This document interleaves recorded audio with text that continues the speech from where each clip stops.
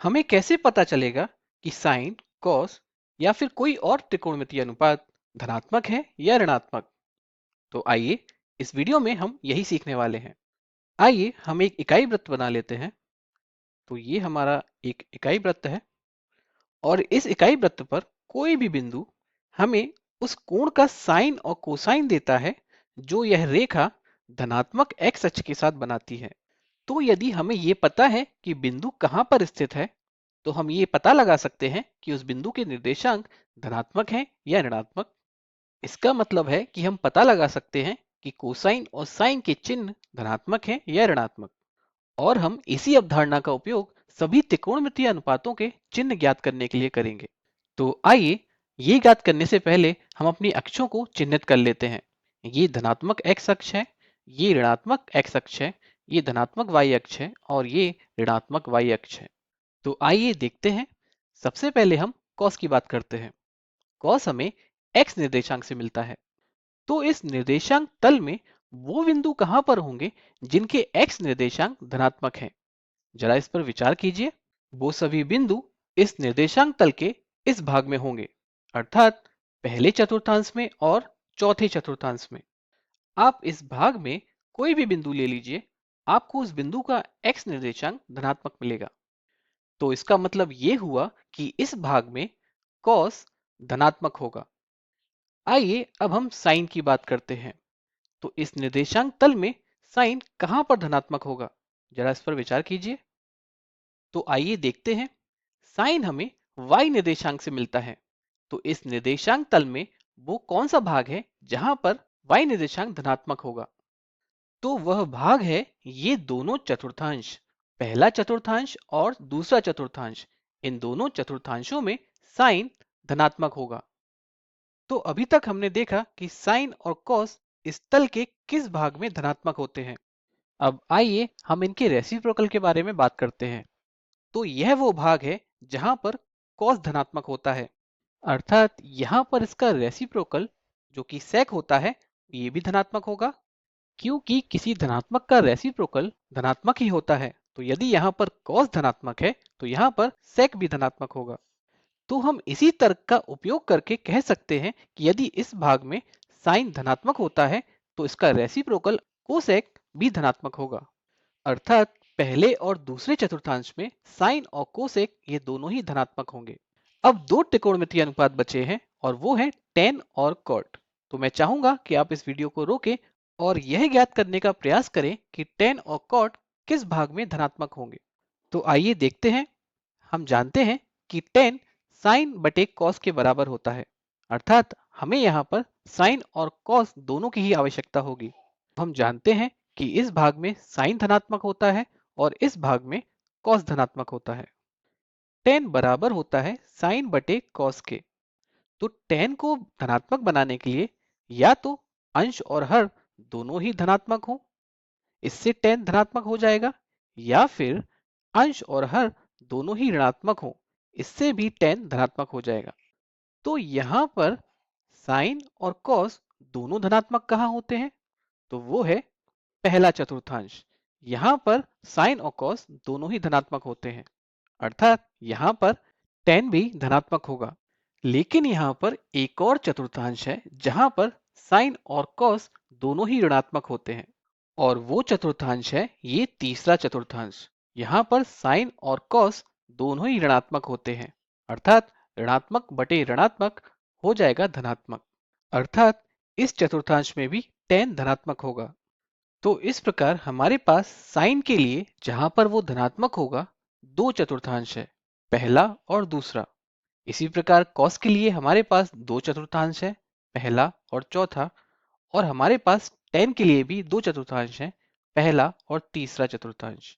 आइए अब सारांश देखते हैं। इस चतुर्थांश में साइन धनात्मक होता है, इस चतुर्थांश में कॉस धनात्मक होता है, इस चतुर्थांश में टेन धनात्मक होता है और इस चतुर्थांश में सभी धनात्मक होते हैं। अर्थात इस पहले चतुर्थांश में सभी त्रिकोणमितीय अनुपात धनात्मक होते हैं। और यही इनके रेसिप्रोकल के लिए भी होगा। जैसे कि ये साइन के लिए है, ये कॉस के लिए है, ये टेन के लिए है, तो ये कॉसेक के लिए भी होगा, ये सेक के लिए होगा और ये कॉट के लिए होगा। आइए अब कुछ अभ्यास कर लेते हैं।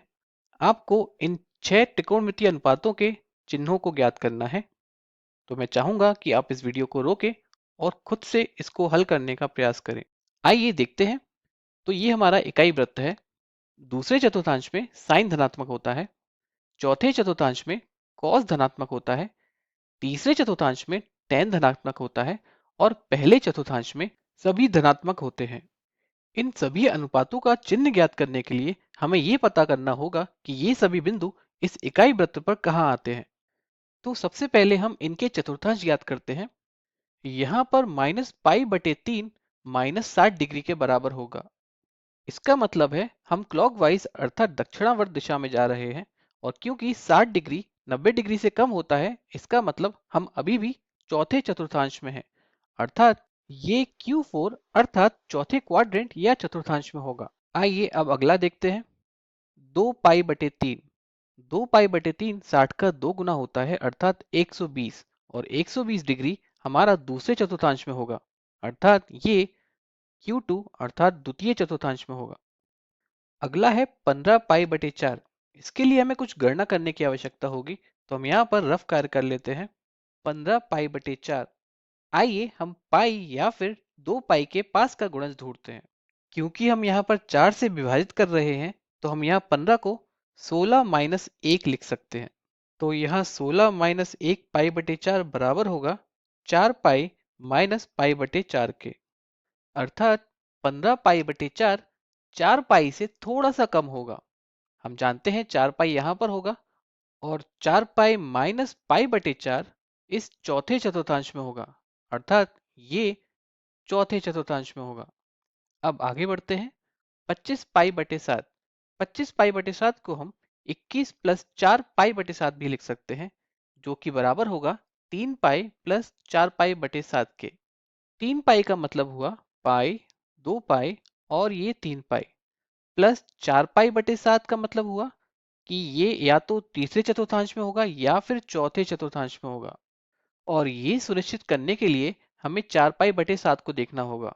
तो 4π/7 π/2 से थोड़ा ज्यादा होता है, अर्थात ये चौथे चतुर्थांश में होगा, अर्थात ये चौथे चतुर्थांश में होगा। 8.3 पाई कहाँ पर होगा? तो 8.3 पाई अर्थात 2 पाई, 4 पाई, 6 पाई और 8 पाई, और इसमें अगर हम 0.3 पाई जोड़ दें तो ये हमारा पहले चतुर्थांश में होगा, अर्थात ये Q1 अर्थात पहले चतुर्थांश में होगा। और आखिरी है 101.01 पाई। 01 पाई बहुत छोटा सा मान है, तो हम इसको 101 पाई के लगभग मान सकते हैं। तो 101 पाई पाई का एक विषम गुणज है, अर्थात ये यहां पर होगा। ये हमारा पाई 3 पाई 5 पाई इस तरह होता है, तो 101 पाई भी यहां पर होगा। और इसमें हम 0.01 पाई जोड़ दें तो ये हमें तीसरे चतुर्थांश में मिलेगा, अर्थात ये Q3 अर्थात तीसरे चतुर्थांश में होगा।